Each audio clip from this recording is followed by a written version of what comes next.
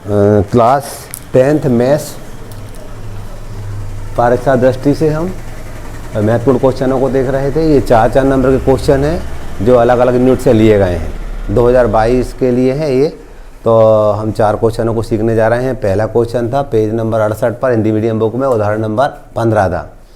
P के किन मानों के लिए निम्न समीकरणों के युग्म का एक अद्वितीय हल है। सवाल लेकर घबराना नहीं, सवाल लेकर सवाल पढ़ लिया हमने। सवाल के लिए वो 2 समीकरण दिए, उनको लिखो पहले। हम सवाल नंबर ये उदाहरण नंबर 15 को करने जा रहे थे, तो उसमें हम देख रहे थे 2 समीकरण दे रखे थे हमें, 4x + py + 8 = 0, ये समीकरण 1 है। दूसरा और दे रखा था 2x + 2y + 2 = 0, ये समीकरण नंबर दूसरा है। पहले समीकरण से हम a1 b1 c1 निकालेंगे। सरल होते हैं, x का गुणांक a1 होता है, y का गुणांक b1 होता है और विदाउट x y वाला c1 होता है। हम यहाँ देख रहे हैं x के बाजू में यहाँ ये 4 दिया तो a1 = 4 है, कामा। यहाँ पर देखोगे y के बाजू में क्या दिया p, तो हम लिखेंगे b1 = p। लास्ट में c1 = 8। किसी को दिक्कत नहीं जाना चाहिए।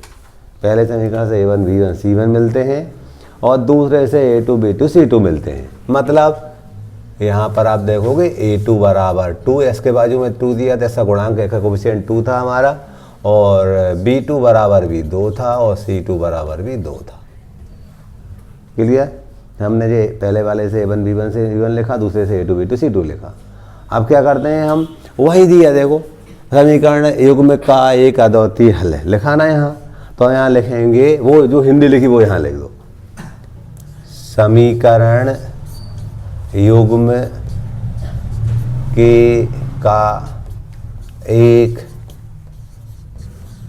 अद्वितीय हल है यदि। देखो ये हिंदी में नहीं लिख रहा हूँ, हिंदी वहीं देख के लिखा है, क्वेश्चन देख के हिंदी लिखी मैंने आपको, ठीक है। कुछ याद नहीं करना, याद क्या करना, ये करना कब a1/a2 बराबर नहीं है b1/b2 के। ये शर्त होती है अद्वितीय हल की, ये याद होना चाहिए आपको। वैल्यू पुट कर दो। अब देखो a1 का मान, ये डिब्बा याद करना आपको, a1 का मान 4, a2 का मान 2, बराबर नहीं b1 का मान p, b2 का मान 2। अब आप देखोगे 2 से 2 कट जाएंगे नीचे, हर से हर काट सकते हैं हम, बराबर के दोनों तरफ 2 एकम 2 2 एकम कट जाएंगे जी। तो क्या मिलेगा हमें, p बराबर नहीं 4 आ जाएगा। ये 2 से 2 तो कैंसिल हो जाएंगे हमारे। क्लियर? तो ये हमारा आंसर। इतना छोटा सवाल जो 4 नंबर में हमें देखने को मिलता है, वो बहुत इंपॉर्टेंट भी है, ठीक है। अब अगला क्वेश्चन देखेंगे हम। 4 नंबर का सेकंड क्वेश्चन देख रहे थे, 242 पेज पर पहला सवाल। ये ना प्रश्नावली 11.1 का पहला सवाल है। क्या दिया था, 7.6 सेंटीमीटर लंबा एक रेखाखंड खींचना था, उसे 5:8 में बांटना था और प्रत्येक भाग की लंबाई मापना था, ठीक है। तो हम क्या करेंगे, सबसे पहले 7.6 सेंटीमीटर लंबी हम रेखा खींचेंगे एक, ठीक है। उससे न्यून कोण बनाती हुई एक लाइन ऊपर या नीचे खींचेंगे। उसके हम देखते हैं 5 और 8 13 भाग करेंगे हम, और फिर हम उसके 5:8 में विभक्त कर देंगे, ठीक है। तो सबसे पहले हम करने जा रहे हैं। तो मेरे पास जो स्केल है वो सेंटीमीटर और इंच दोनों में है। आप सबको दिख जाए इसलिए मैं इसको इंच में बताऊंगा, आप सेंटीमीटर मेरे साथ कर सकते हैं, कंपास यदि आपके पास है तो, ठीक है। तो सबसे पहले हम क्या करते हैं, 7.6 सेंटीमीटर लंबा एक रेखाखंड खींचते हैं। तो एक मेरा ये पेज है, पूरा पेज के बीच में हमको करना है। सबसे पहले हम इसमें 0 वाली लाइन लगाएं, बिंदु लगाए हैं, और ये 7 के बाद छोटे छोटे 6 यहाँ कहीं होंगे हमारे, 7.6 होगा ये। इस टाइप से हमने इसको मिला दिया। ये हमने 7.6 सेंटीमीटर लंबा रेखाखंड के लिए मान लीजिए ये भी है, और इसकी लंबाई 7.6 सेंटीमीटर है। क्लियर? इसे 5:8 में विभक्त करना है। जब भी हमें ऐसा करना होता है तो हम इस रेखा से न्यून कोण बनाते हुए हम एक रेखा खींचते हैं, ठीक है। ऊपर खींच लो या नीचे खींच लो, मैं ऊपर खींच रहा हूँ। स्केल के बराबर एक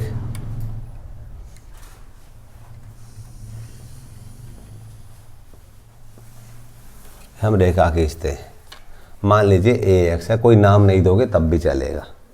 क्लियर। सबसे पहले 7.6 सेंटीमीटर के लिए खोल लिया हमने, इसको खींच लिया रेखा को।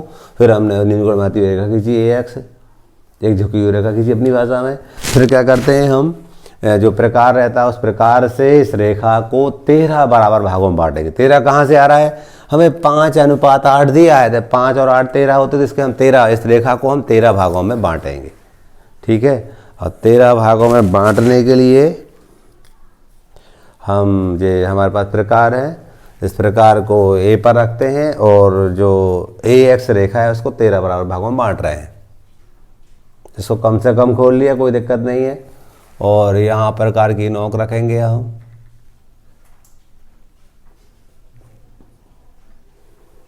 एक चाप काटा, फिर यहाँ आगे रखा, दूसरा काटा और आगे रखा, तीसरा आगे रखा, चौथा और आगे रखा, पांचवा, छठवा, सातवा, आठवा, 9, 10, 11।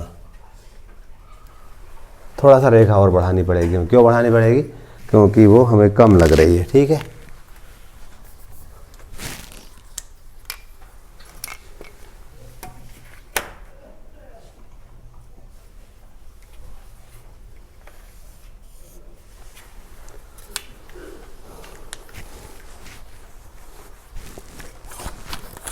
अभी तक हमने देखो 11 भाग किए थे, 1 2 3 4 5 6 7 8 9 10 11।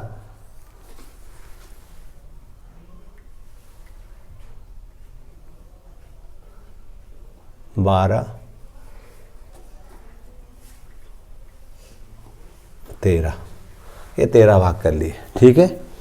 अब इन भागों को हम A1 A2 A3 A13 तक हम कह देंगे, नाम कह सकते हैं, उनका नाम देंगे हम। तो ये जो A1 है, ये A2 है, A3 A4 A5 A6 A7 A8 A9 A10 A11 A12 A13। ठीक है, हमने नामकरण कर दिए इनके। अब क्या करते हैं, हमें 5:8 बांटना ए बी को। सबसे पहले हम क्या करेंगे, बी से A13 को मिलाएंगे, बी से A13 को मिलाएंगे। हमने मिलाया, ये बी था, इससे हमने A13 को मिलाया स्केल से।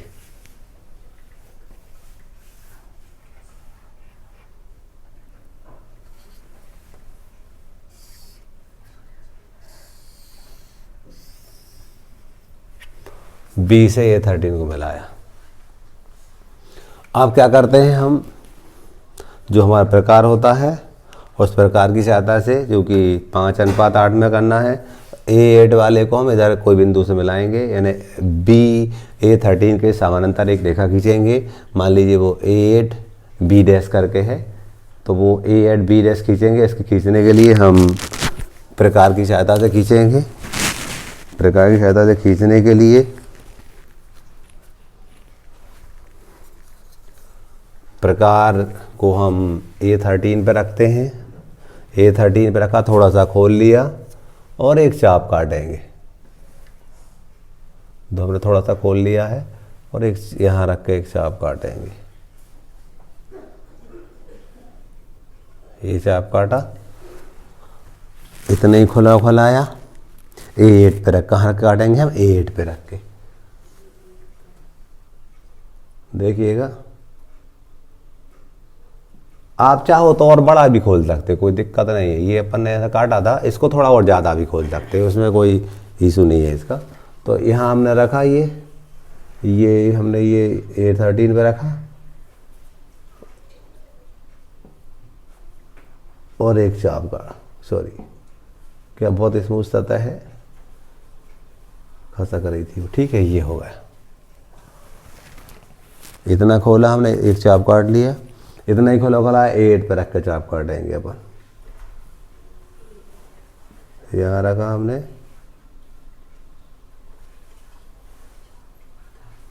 देखते हैं, हो सकता है गड़बड़ थोड़ा हो गया हो। हाँ, क्योंकि ये जो है ना,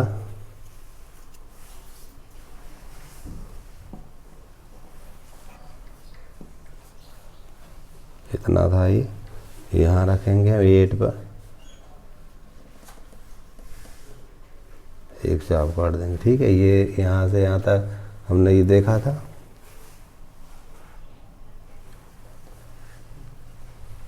A8 पे रखेंगे हम।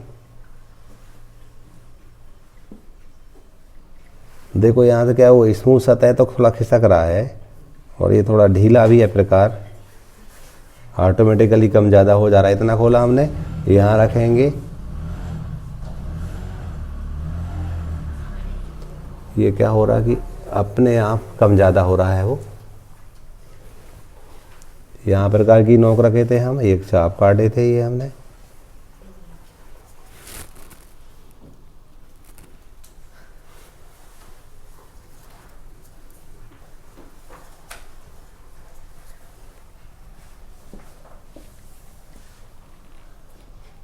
एक चाप ये काटा था, इतने को लगा A8 पे रख के चाप काटेंगे हम।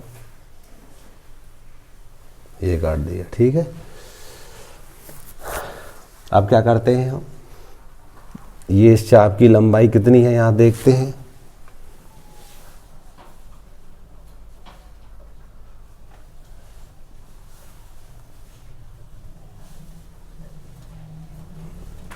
लो इतनी लंबाई है ये, देखो।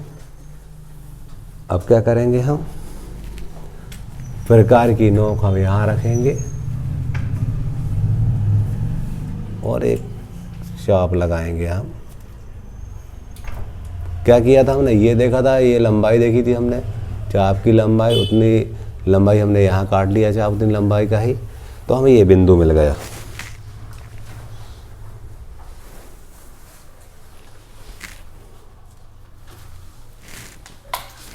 इस बिंदु को हम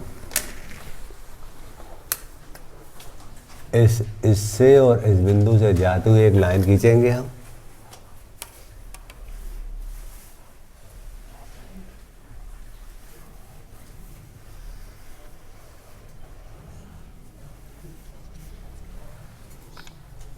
जी हमने लाइन खींची इस टाइप से।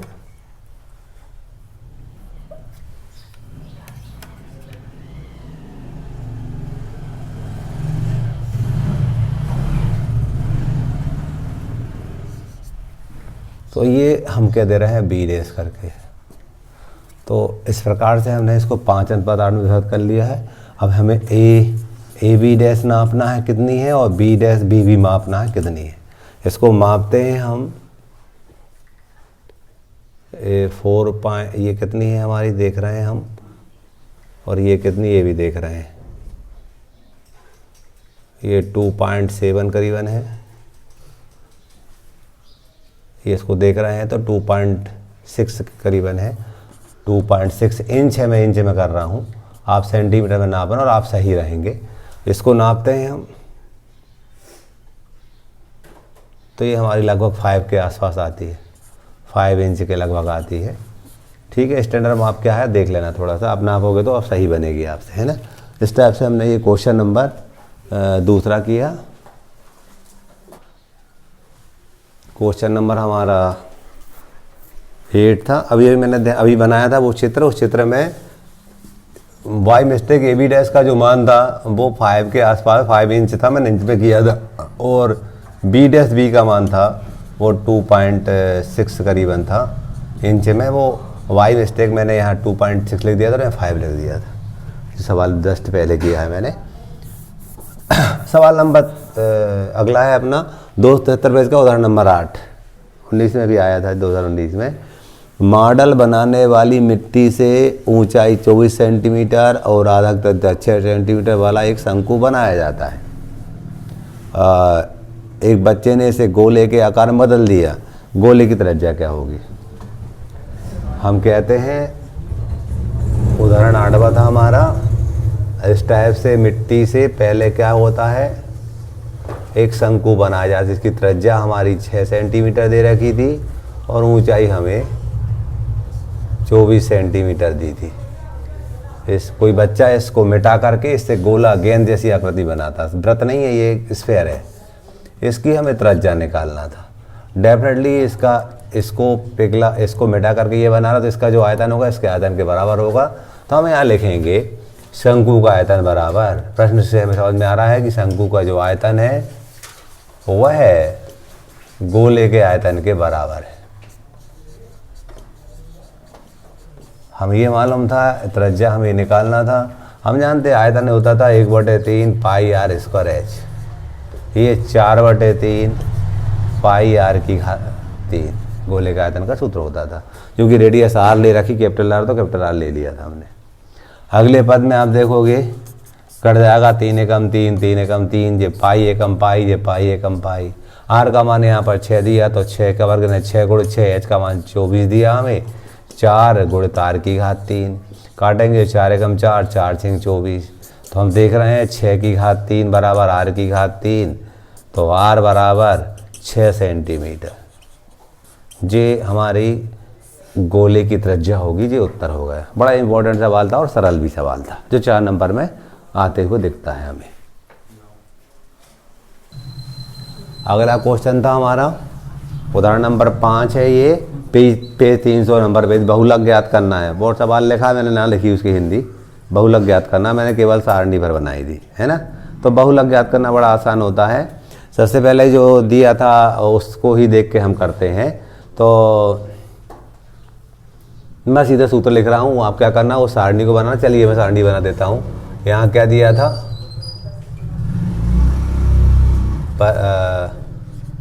परिवार माप, परिवार माप दी थी और परिवारों की संख्या दी थी। परिवारों की संख्या ये दिया था हमें, ये दिया था हमें। मतलब हम बात करते हैं 1 से 3, 3 से 5 वर्ग अंतराल था ये, 5 से 7, 7 से 9 और 9 से 11। यहाँ था 7 8 2 2 1। जब भी हमें बहुलक ज्ञात करना होता है तो बहुलक का पहले सूत्र लिखना चाहिए। बहुलक बराबर L धन बटे की लाइन। मैंने आपको इसको याद करने का तरीका बताया था। ऊपर 2 बार F बोला था मैंने आपसे, ऊपर 2 बार F बोला था और नीचे 3 बार F बोला था। ठीक है। फिर मैंने बताया था आपको 10 से 102, ऐसा बोला था मैं, 10 से 102। फिर मैंने कहा था यहाँ 2 लगाना, यहाँ माइनस, यहाँ माइनस, यहाँ माइनस, गुणित एच होता था। ये सूत्र याद करने का मैंने आपको तरीका पिछले पीरियड में बता रखा था। ठीक है। अब सारी बातें क्या होती हैं उनको देखते हैं। सबसे पहले हम परिवारों की संख्या, हम सबसे बड़ी संख्या देखते हैं। कौन सी दिख रही है हमें, 8 दिख रही है। इसको अपन ने राउंड अप कर दी, ये कहलाती है हमारी F1। क्या कहलाती, F1। क्लियर। इसके पहले वाला F0, ये वाला F2, 2। क्लियर। और JL कहलाता, निम्न सीमा JL 3 दी थी। क्लास इंटरवल S की बात करते हैं तो S कैसे निकलता है, 3 में से 1 घटाएंगे हम तो 2 बचा, H का मान 2 हो जाएगा। चाहो तो आप ऐसा लिख सकते हो, यहाँ F0 बराबर 7, F1 बराबर 8, F2 बराबर 2, L बराबर 3 और H बराबर 2, ऐसा लिख सकते हो। क्लियर। अब मान रखेंगे हम, बहुलक बराबर L का मान दिया था हमें 3, धन के बीच से बटे की लाइन लगाओ। आप धन के बीच से बटे की लाइन जाना चाहिए। F1 क्या था हमारे पास, 8, F0 क्या था हमारे पास, 7, 2 गुणित 8, F0 7 और F2 कितना था हमारे पास, 2 था। H का मान हमारे पास 2 है। बहुलक बराबर 3 धन 8 में से 1 का 7 और 8 में 7 का 1, ये 8 में 7 का 1 का 2 से गुणा करेंगे 2 आएगा। सही है, 8 में 7 कम करेंगे 1 बचेगा और 1 का 2 से गुणा करेंगे 2 आएगा। यहाँ पर 8 दूनी 16 और ये 7 और 2 9 ऋण 9। अगले पद में बहुलक बराबर 3 धन 2 बटे 16 में से 9 का 7। अब क्या करेंगे, रफ में हम 2 में 7 का भाग देंगे, दशम लगाया, शून्य उतारा, 7 दूनी 14, 6 बजे, फिर शून्य उतारी, 7 अटू 56, 8 बार गया। और भी दे सकते हैं आगे, लेकिन नहीं दे रहे हैं हम, इतना ही किया हमने। तो देखो बहुलक बराबर 3 धन 0.28, इसको जोड़ेंगे हम, जोड़ना भी आसान है। 3.00 में 0.28 जोड़ेंगे, ऐसा जोड़ते हैं हम, 8 2 3, तो ये आया बहुलक का मान 3.28। इस टाइप से हमने ये 4 नंबर क्वेश्चन को बनाया।